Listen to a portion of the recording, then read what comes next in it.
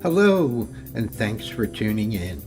I'm Larry Tritel, and welcome to Larry's Music Stories. Today's story is about a classic song by Pink Floyd, Have a Cigar. It was written by Roger Waters and it was released in 1975 on the classic album Wish You Were Here. It was written about how slimy and full of greed the music business is, and the much-loved lead vocal on the track was sung by a friend of the band, Roy Harper.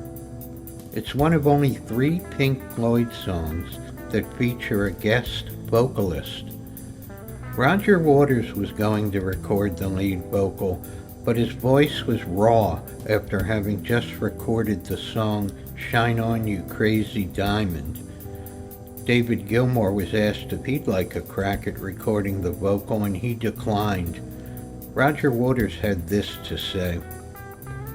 Roy Harper was recording his own album in another EMI studio at the time, and he's a mate, and we thought he could probably do a job on it. The song features the humorous line, "By the way, which one is pink?" And David Gilmour explains, "We did have people who would say to us, 'Which one's pink?'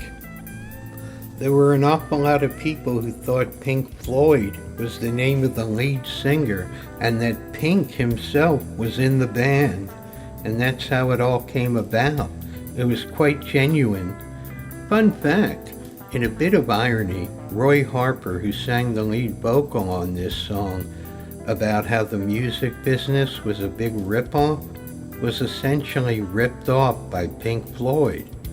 It took about 15 years for him to get a credit for singing the vocal, and he was never paid properly until he hired a lawyer and the matter was resolved in court.